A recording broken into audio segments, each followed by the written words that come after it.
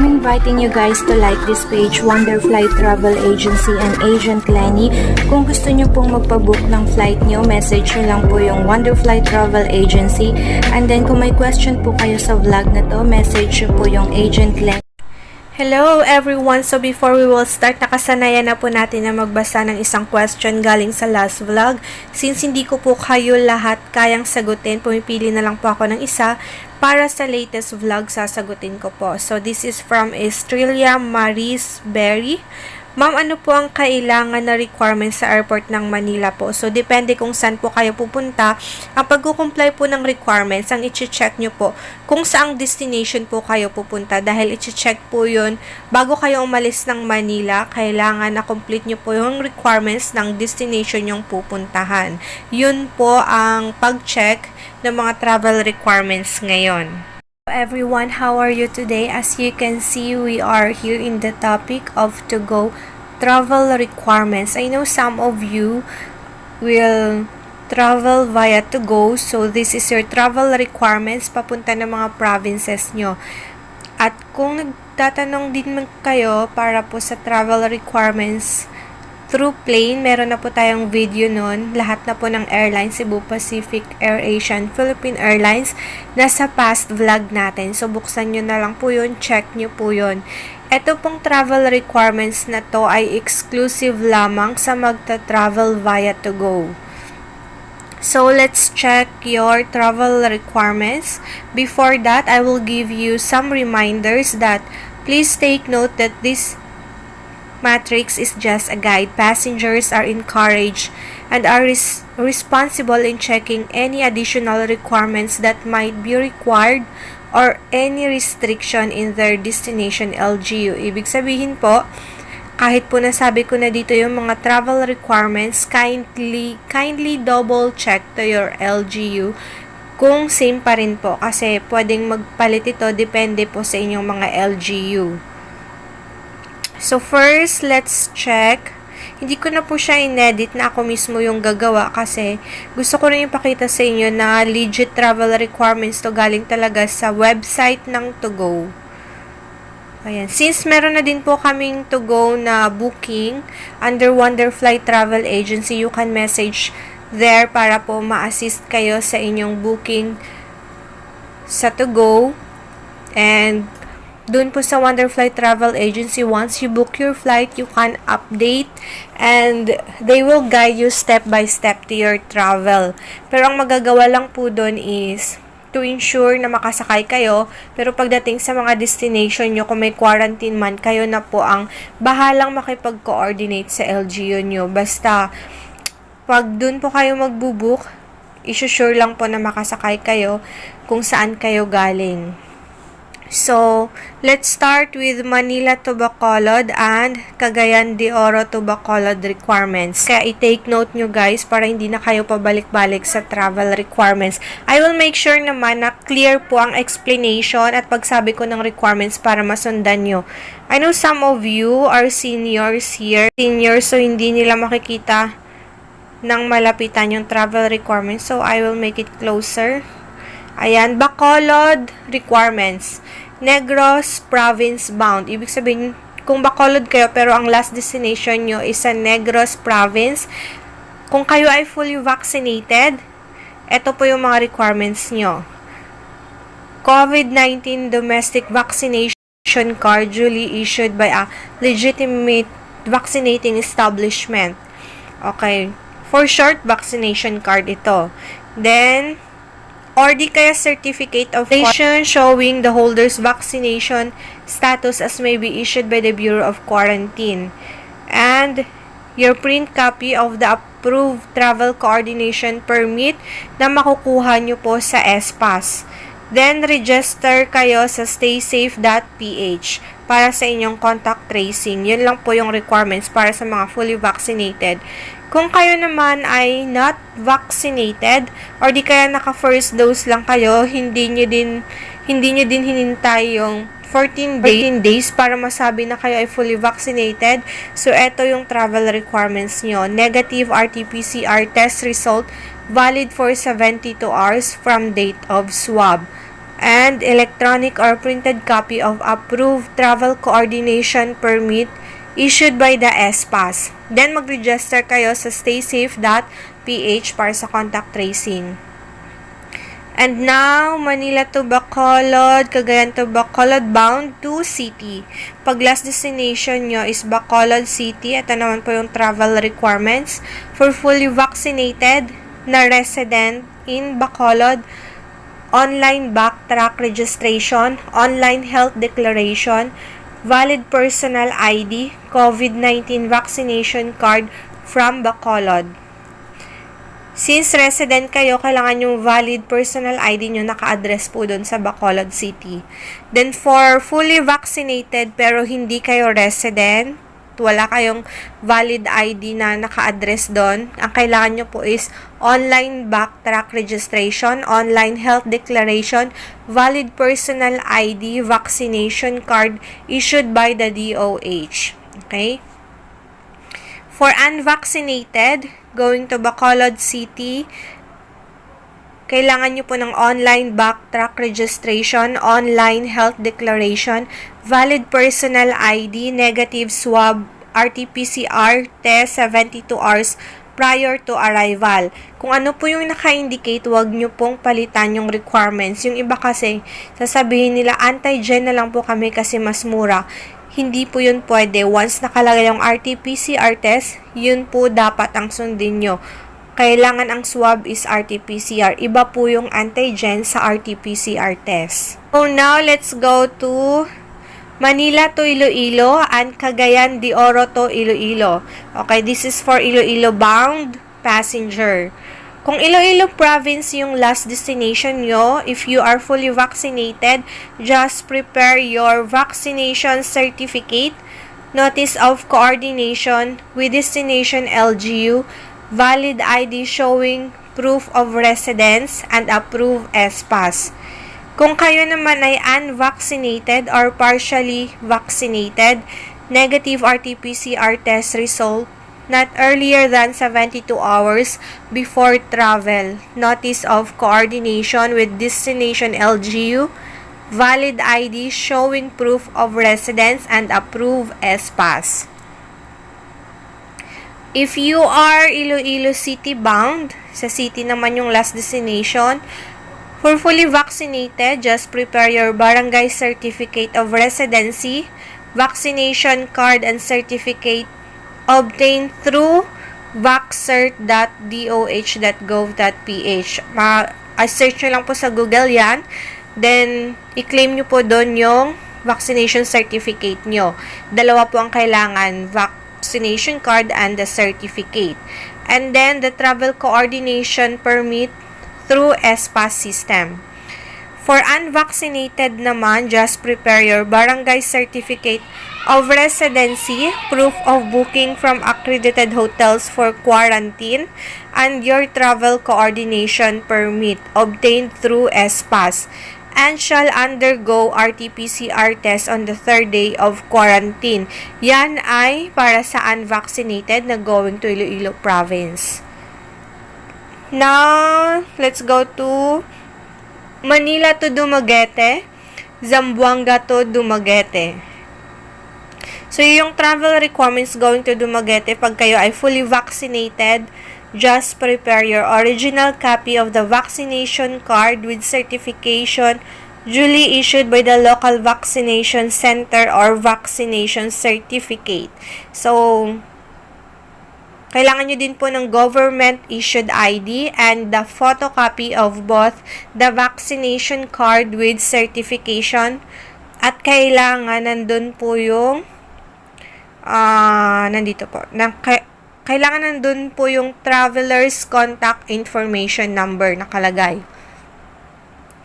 Kung kayo naman ay unvaccinated or partially vaccinated lang, prepare your government-issued ID, a non-reactive or negative antigen test result valid 48 hours after release of the result. And prepare the photocopy of both the government-issued ID and the non-reactive or negative antigen test result together on one page na nakalagay din po doon yung contact information number ng traveler. Yun po yung requirements sa Dumaguete. So, sana na-take note nyo guys. Kaya nililinawan ko dahil para hindi na kayo bumalik. So, let's go to Manila to Zamboanga and Dumaguete to Zamboanga. For short, Zamboanga requirements. Okay? Fully vaccinated coming from areas with alert level 3 and below. Ibig sabihin yung mga 1, 2, and 3. Ito po yung mga requirements kung yung place ay naka-alert in 1 to 3. Vaccination card, S-Pass permit, and our reconing date for fully vaccinated is 14 days after the second dose. So, it means masasabi kayong fully vaccinated pag natapos nyo po yung 14 days and in your 15 day, dun pa po dapat kayo magta-travel. Then, meron po kasing iba 1 dose lang. Dun sa mga 1 dose lang, magbibilang pa rin po kayo ng 14 days bago kayo makapag-travel at dun pa lang masasabi na kayo ay fully vaccinated. Then, dito naman po sa mga unvaccinated going to Zamboanga, kailangan nyo ng negative RT-PCR test result and S-Pass permit. And for fully vaccinated coming from areas with alert level 4 and above, yon yung mga 4 up. So, mas maraming cases sa lugar pag ganon. Ang kailangan nyo po is antigen test secured with DOH accredited lab should be taken within 24 hours of travel and S-Pass permit. So, kahit vaccinated or not, ito po yung travel requirements kung galing kayo sa mataas na level, like level 4 pataas. Ayun. So, let's go now to Manila to Cebu. Etong Cebu, marami kasi siyang bound. So, kailangan makinig kayong mabuti. Yung mga papuntang Cebu via to go. Pag Cebu province po kayo, kung kayo ay fully vaccinated, just present your vaccination cards or vaccination certificate, kahit alin dyan sa dalawa. And kung hindi naman kayo vaccinated, going to Cebu province, kailangan nyo lang ng medical certificate na nagsasabi po na hindi po kayo nag-exhibit ng symptoms of COVID-19 disease at the point of origin issued within 24 hours before arrival in Cebu. So, galing po ito sa kung saan kayo manggagaling na lugar, doon nyo kukunin yung medical certificate, and your another requirements is approved S-Pass. For Cebu City bound naman, kung kayo ay fully vaccinated, just present your valid ID, proof of identity bearing holder's picture and signature, official vaccination card with QR code. If without QR code, just present the official vaccination certificate issued by the local health officer of the LGU concerned or vaccination certificate issued by the Department of Health or BOQ. Then, for unvaccinated going to Cebu City, present your negative RT-PCR test result taken within the last 72 hours or, pag may or, ibig sabihin kahit alin po dito sa tatlo, or negative antigen test result or saliva test result. Kahit alin po dyan is allowed. Pero 48 hours yung validity ng antigen at saliva. Yung RT-PCR is 72 hours. So, kailangan nyo din po ng approved S-Pass. All testing procedure must be conducted by laboratories duly accredited by Department of Health. For Lapu-Lapu City bound, travel documents not required. So, ibig sabihin, ang dadalhin nyo lang is ID and your ticket. For Mandawi naman, valid ID, certificate of barangay residency, complete address in Mandawi City with contact number, and must pass the symptom screening at port of entry and exit. Yon. So, for Cebu Interports, for passenger bound to Zamboanga, Cagayan de Oro, and Cebu, refers to Manila to Cebu requirements. Doon po kayo magbe-base kung Cebu kayo. Then, for Osamis naman, magre-refer kayo ng Manila to Osamis requirements. So, nagsasabi po dito na kung kayo ay going to Zamboanga, ang susundin nyo na requirements is Manila to Zamboanga. Yung iba kasi parang nalilito sila. Alin po ba yung susundin namin? Kukuha pa ba kami, ipipresent pa ba namin to sa Manila or ipipresent sa Zamboanga? So, once you travel, ang susundin nyo pong requirements ay kung saang destination kayo manggagaling. And then, dun nyo yun ipipresent sa origin place niya. For example, na lang Manila, Jensan. So, ang i-check ko po nun na requirements is going to Jensan. Pero yung requirements na going to Jensan, i-check po yan sa Manila pa lang. I-check na po kung kompleto ka. Then, depende po kasi sa ibang provinces, pagdating sa Jensan, i-check pa din ulit kung complete requirements ka para ma-release ka sa airport. Ganun po yung process ng travel ngayon. So, let's go to Manila to Cagayan de Oro and Manila to Cagayan de Oro, Iloilo to Cagayan de Oro, Bacolod to Cagayan de Oro. Pag kayo ay dadaan lang o sinasabing passing through travelers, your requirements is Generated Travel Coordination Permit through SPAS as mandated by the National IATF, and generated QR code from Stay Safe and Trace Up Contact Tracing System as mandated by the National IATF, and your travel requirements set by the local LGU unit of destination. So, note, before boarding, traveler must contact or coordinate and show their list of requirements set by the final destination LGU as proof of their coordination. Ipapakita nyo doon na nakipag-coordinate kayo sa LGU nyo at yun ang sinabing requirements. So, yung mga LGU ngayon, meron naman na po silang contact through Facebook. Mag-message po kayo sa kanila para sa updated travel requirements. So, i-check yun sa port. Pag kayo ay resident naman in Cagayan de Oro, ang requirements nyo lang po is travel coordination na makukuha nyo yun sa SPAS, and generated confirmation letter with approved watermark through OPCORS as mandated by the LG of Cagayan de Oro coordinating system, and the travel order or any proof of essential travel itinerary, any of these, ipresent nyo, yung ticket nyo, yung ID, papakita nyo po yun as your supporting documents para po ito sa authorized person outside of residence.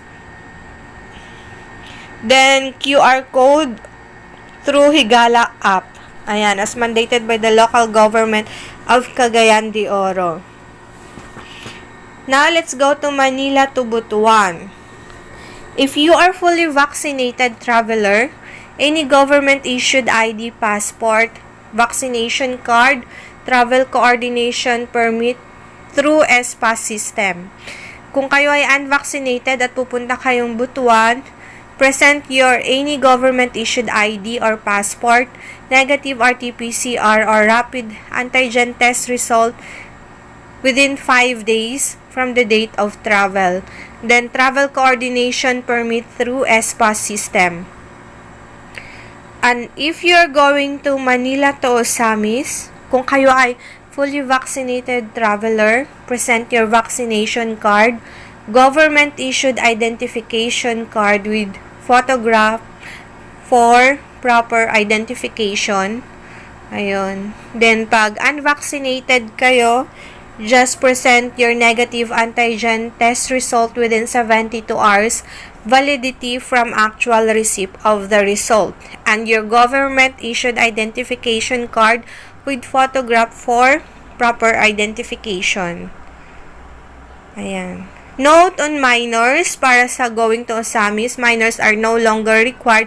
Sa Osamis lang to guys ha, baka malito kayo. Yung iba, kahit minors kayo, ipipresent nyo yung mga requirements. Dito po sa Osamis, minors are no longer required to present the negative antigen test result prior to boarding, provided that they are traveling with their parents or guardians who are vaccinated against COVID-19. Minors together with unvaccinated parents or guardian must present the negative antigen test result prior to boarding. And Batangas tayo. Batangas to Katiklan. So, passenger bound to Aklan or Boracay, lahat ng mag-stop sa Aklan at sa Boracay, ito po yung mga travel requirements nyo. Mag-register kayo sa online health declaration card. Ayan po yung link na sa touristboracay.com. Then, send nyo po yung mga requirements sa aklantraveler@gmail para makareceive kayo ng QR code. Ito po yung mga requirements nyo. Notice of coordination or acceptance from municipality of destination issued by the office of the mayor. Then, screenshot of the online health declaration card confirmation and your Philippine government ID with Aklan address, travel details or your travel itinerary, vaccination certificate, pe-present nyo din po yan. And yan lang po yung mga requirements. Kung wala po kayo ni isa dyan sa vaccination certificate or vaccination card, ipag-present po kayo ng negative RT-PCR test result with the date of extraction 72 hours to date of travel. Ayan, kailangan nyo mag-RT-PCR kung hindi po kayo vaccinated. So, for minors going to Aklan and Boracay, masasabing minors po sila pag 12 to 17 years old, same requirements as with regular passenger. Pero yung mga below 12 years old, yung mga RT-PCR test result or vaccination card is not required in requesting for the QR code via the online health declaration card. Hindi na po kailangan para dun sa mga 12 years old. So, kung kayo ay may driver and helpers of delivery truck, kung kayo ay may drivers and helpers of delivery trucks, kailangan nyo ng online health declaration card and company ID. And for Katiklan to Batangas, ang travel requirements nyo lang is registration with S-Pass required. Batangas to Rojas, for fully vaccinated, ito po, going to Rojas, valid COVID-19 domestic vaccination card, valid ID, electronic or printed copy of travel coordination permit na makukuha sa S-Pass. Then, kung kayo ay bound to Iloilo at dadaan lang kayo sa Rojas, ang susundin nyo po is yung Iloilo requirements kasi doon po yung final destination nyo. Then, for unvaccinated or partially vaccinated, just present your negative result of RT-PCR test, swab or saliva from Red Cross 72 hours prior to the time of travel and the electronic or printed copy of the travel coordination permit na makukuha nyo po sa S-Pass. At sinasabi din po dito kung Iloilo yung last destination, kahit unvaccinated kayo, ang susundin nyo pong requirements ay going to Iloilo. So, Rojas to Batangas, yung travel requirements is S-Pass only. Lahat ng bound to Manila via to go, S-Pass lang din po ang travel requirements nyo. Nagtakil ko na po yun sa last vlog, kaya hindi ko na po binasa kanina. And going to Manila to Puerto Princesa City. So, barangays, resident, and establishment with Puerto Princesa. Kung kayo ay fully vaccinated, just proof of residency in Puerto Princesa, your valid ID with Puerto Princesa address or barangay certificate signed by the barangay captain, and your vaccination card or vaccination certificate. For unvaccinated, negative RT-PCR test result within 48 hours prior departure and proof of residency in Puerto Princesa. And now, let's go to Palawan. Manila to Palawan, province bound to municipalities outside of Puerto Princesa City. Mga provinces na po ng Palawan, pag kayo ay fully vaccinated, just present your vaccination certificate or vaccination card, your antigen test negative result 24 hours prior departure, and coordination and confirmation with home municipality. And for unvaccinated, RT-PCR test negative result administered 72 hours prior departure, and coordination and confirmation with the home municipality, LGU for inclusion in the endorsement list submitted by the province. Okay, for Puerto Princesa, going to Manila, as I said, ito nga, registration with ESPAS lang po yung requirements nyo. So, Manila to Tagbilaran tayo, the last destination of to go. Kung kayo po ay fully vaccinated going to Tagbilaran, just present your vaccination card issued by any government and government-issued identification card, then your ESPAS travel pass.